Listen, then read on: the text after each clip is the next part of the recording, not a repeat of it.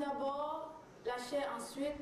C'est le thème de la prédication de ce jour. Mesdames et messieurs, bonjour et bienvenue sur Salvation Live Diffusion.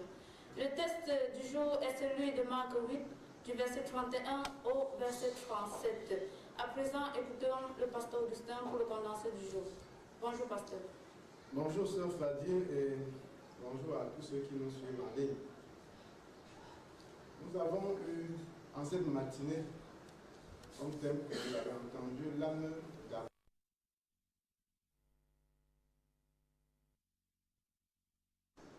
Le monde a tendance à tromper le chrétien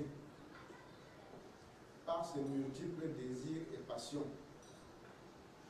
Le monde veut à tout prix attirer le chrétien à satisfaire la chair et à mettre en oubli ou en second plan son âme. Nous avons eu donc ce matin l'occasion d'attirer l'attention des uns et des autres à comprendre que il n'y a rien dans le monde qui soit plus précieuse que ton âme. Le monde entier placé dans un plateau de balance ne fera jamais le poids de ton âme.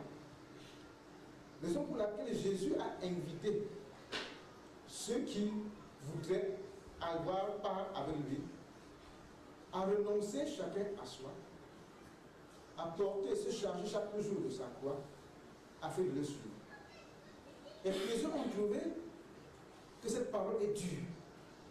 Pourquoi? Parce qu'ils ont vu que leur chair sera reléguée au second plan et que au second plan et que l'âme prendra de dessus. Mais Jésus est formel. Si tu crois en lui, si tu veux aller au ciel, tu es tenu à dominer tout ce que la chair veut te donner comme proposition. Tu es tenu à mettre sous tes pieds les désirs et les passions de la chair et à favoriser tout ce qui peut donner vie à ton âme, à savoir la parole de Dieu, à savoir l'enseignement que la Bible nous donne. Ce n'est qu'à travers cet enseignement que nous pouvons avoir la force de dominer et de soumettre notre chair à la volonté de l'âme. Mais aussi longtemps que nous allons encore convoiter le monde, aussi longtemps que chacun de nous va chercher à saisir le monde et le ciel, cela sera impossible de pouvoir être sauvé. Chacun de nous est invité à comprendre d'abord la valeur de son âme, comprendre le prix de son âme, comprendre que Jésus, dans cette parole qui vient de vous être annoncée, et qu'est-ce que l'homme donnera en échange de son âme dans ce monde? Et à quoi servirait-il alors de gagner le monde entier s'il perdait son âme? Si tu ne connais pas, si tu ne comprends pas le prix de ton âme, tu seras toujours en train de voguer entre deux mondes, le ciel et l'enfer.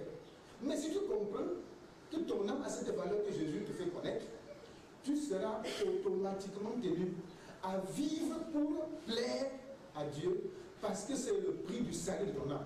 À honorer la parole de Dieu, à vivre selon la parole de Dieu, selon les instructions de Dieu, parce que tu sais que c'est l'esprit qui vivifie, la chair ne sert de rien selon la déclaration de Jean 6. Nous avons donc chacun, en ce qui le concerne, à marcher avec beaucoup de rigueur, en ce qui concerne notre persévérance, en ce qui concerne le devoir que nous avons accompli pour notre salut, à écraser avec autant de puissance ce que la chair nous propose pour nous divertir et pour nous détourner de ce chemin. Ton âme a du prix. Ta chair est là pour un temps. Tu n'es là que pour quelques jours. Et ton âme est appelée à vivre éternellement, soit en enfer, soit au paradis. Donc, privilégie à tous les prix ton âme, comme Jésus l'a fait. Sachant qu'il devait même souffrir de la part des hommes, il n'a pas été effrayé par la souffrance qu'il devait subir sa chair. Sachant qu'il devait être tué, il n'a pas privilégié son corps, sa vie physique par rapport à la vie de son âme. C'est la pensée que chaque chrétien doit avoir et c'est le chemin que chaque chrétien doit suivre. C'est à ça que chaque chrétien doit aspirer jour et nuit quand il veut que son âme soit sauvée. Toi aussi, suis le même chemin que Jésus a suivi. Obéis à l'enseignement qu'il a donné, soumets-toi à cette parole qu'il a donnée et tu pourras aussi hériter la vie éternelle comme il a obéi à son Dieu, il a hérité la vie éternelle. Et que Dieu te bénisse par cette parole si tu l'écoutes la en pratique au nom de Jésus-Christ. Amen.